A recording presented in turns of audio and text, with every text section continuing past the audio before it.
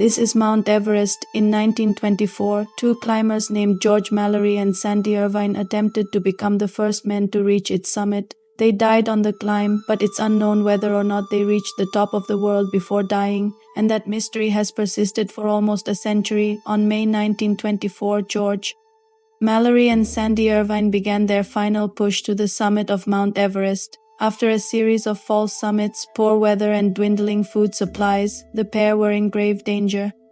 But they pushed on in an attempt to reach the top of the world before being forced to turn back. The following day, an avalanche was seen on the northeast ridge where the climbers had been seen the day before. Their camp was found empty and their bodies would never be recovered. For decades, people argued over whether or not Mallory and Irvine had become the first men to reach the summit of Everest, or if they died just short of the top. That is until 1999, when Mallory's body was finally discovered.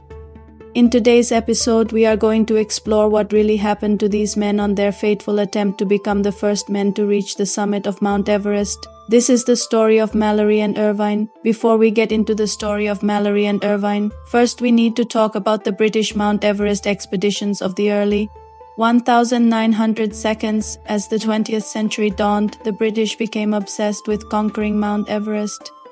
Ever since they had laid claim to the mountain in 1865, naming it after their then Surveyor General, Sir George Everest, the British were determined to show the rest of the world that they were the greatest mountaineers on the planet by becoming the first to reach the summit of the tallest mountain in the world. The British were actually the first to attempt to climb Mount Everest in 1921, but this first reconnaissance expedition only made it as far as 21,000 feet up the mountain. Then in 1922, the second British expedition reached a little higher, 22,000 feet, but both attempts failed to reach any significant height on the mountain. In 1924, a third British expedition set out to finally conquer the mountain. The third expedition had 3 different routes planned in case the first 2 failed. The first route was via the northeast ridge, which was considered the easiest path to the summit. The second route was via the northwest face, which was the most difficult route. And the third route was via the South Col, which was a middle ground between the other 2 routes. Each team was led by experienced Sherpa Tenzing Norgay, who would later become the first man to reach the summit of Everest alongside Sir Edmund. The teams set out to reach the summit from the north side of the mountain, while another team tried to reach the summit from the south side. Neither team would be successful. But among the men on the northern approach was one man in particular who stood out from the others, George Mallory. Unlike many of the other men who joined the expedition for glory and adventure, Mallory took his climbing seriously. He studied the mountain extensively, poring over maps and speaking with experts on the region. He trained hard, undertaking punishing climbs all over the world in preparation for the grueling climb ahead. His peers respected him and knew that if anyone could conquer Everest, it was Mallory. And so he was given the honor of leading the Northeast Ridge team. He was partnered with 22-year-old Sandy Irvine, the son of a wealthy family who had taken up climbing as a hobby. While Mallory was considered one of the best climbers in the world, Irvine was not as experienced. However, he was eager to learn and he was excited at the prospect of becoming the first man to reach the summit of Everest. The team set off up the mountain on April. All went well during the initial ascent. Mallory and Irvine established Camp 1 at 16,000 feet. They then moved up to Camp 2 at 19,000 feet. By May, the pair had reached the foot of the Great Couloir, the final push to the summit.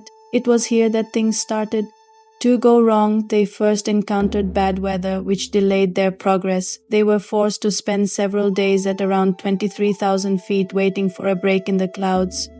When the weather finally cleared, the pair continued upwards, but soon they ran out of food. They rationed what they had left and pushed on towards the summit. At around 26,000 feet, they made camp for the last time. The following morning, they set off for the final push to the summit. It's unknown exactly how high Mallory and Irvine climbed, but we know that they did not reach the summit because at some point they turned back. What we don't know is why they turned back. Did they turn back due to exhaustion, or did they turn back because they had reached the summit? We'll never know for sure. The reason we know that Mallory and Irvine never reached the summit is that they disappeared. On June 8, 1924, a massive avalanche was seen on the northeast ridge of Everest by members of the other British expeditions. The next day, a search party was sent out to locate the missing climbers. They found Mallory and Irvine's camp abandoned and with very little food remaining. No trace of the climbers could be found, and no trace of them would ever be found. For decades afterwards, people debated whether or not Mallory and Irvine had summited Everest before disappearing, or if they had died just short of the summit. The mystery only added to the allure of the mountain and inspired generations of climbers to try and conquer it. Many believed that Mallory and Irvine had summited Everest because if they had been close to the summit, it was likely they would have tried to reach it when the weather cleared, so why would they abandon their climb with so much effort already invested? Others believed that Mallory and Irvine had died just short of the summit and that their bodies had been lost forever in the ice and snow. Then in 1999, Mallory's body was finally discovered.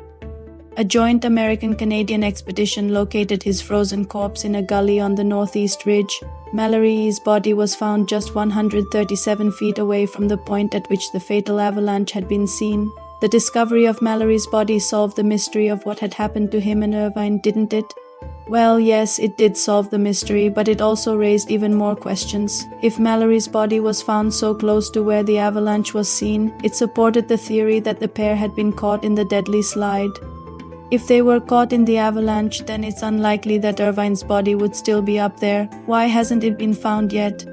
The answer is that the area is incredibly dangerous to climb and the chances of finding Irvine's body are slim to none. The spot where Mallory's body was found is notorious among climbers for being incredibly treacherous. It's known as the death zone because of the high number of climbers who have died there. The air is thin, making it difficult to breathe. Temperatures can reach as low as 80 degrees Celsius. There are frequent avalanches and the terrain is extremely treacherous. To make matters worse, it's illegal to climb in the area because it's protected as a national park, but that hasn't stopped determined climbers from trying to find Irvine's body. Many have come close, but none have succeeded. Perhaps one day Irvine's body will be found. But for now, it remains missing, along with the answer to what happened to Mallory and Irvine on their fateful attempt to reach the summit of Everest. We may never know if Mallory and Irvine reached the summit of Everest or if they perished just short of the top, but their story continues to inspire and intrigue us almost a century later. Thank you so much for watching, and as always, I hope you learned something new. See you next time. Bye.